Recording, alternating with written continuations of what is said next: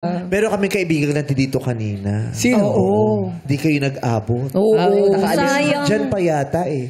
Nandiyan pa, hindi pa ata natin umuwi. ulit. David Licauco! David! Halika, David! David, halika. David Licauco, mga madlang people! Let's all Ito nga pala si David Licauco. David Licauco. Chinese pa rin Oo, naman. Chinese. Liligaw. David si Catherine. Di ba sabi mo dati dream mong maka-partner siya? Yes. Kasi di ba, fan ka ng Katniel? Yes. Ano yung pinaka-paborito mong pelikula ng Katniel? Magpakailanman. Ha? Pakailanman? Magkakailanman? Lumabas ba? Ay! Bakit? Nagjo-joke! Joke yun! Di mo nag-joke! Ulitin mo. Tatawa kami. Ulitin mo. Nag-joke si David! David, nag-joke na tol!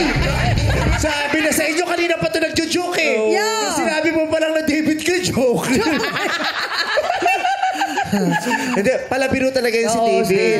Pero may isang interview na sabi niya, fan siya ng Katniel, nanonood siya ng mga pelikula. Sinabi mo pala eh. Na magpakailanman. Nag-meet na ba kayo dati ni Daniel? Ay, ni David? Ngayon pa lang po. Anong first impression mo sa kanya? Magaling po siyang joker. Ay! Pero ito, gusto ko tanongin si Catherine. Joker. Catherine, kamukha ba niya si David? Abawit ka naman po. Nag-joke din! Nag-joke din! Sino? Si Catherine. Si Nag-joke si Catherine! Nag-joke si Catherine! Grabe! Pero pwede sa toong buhay, nag-joke din si Catherine.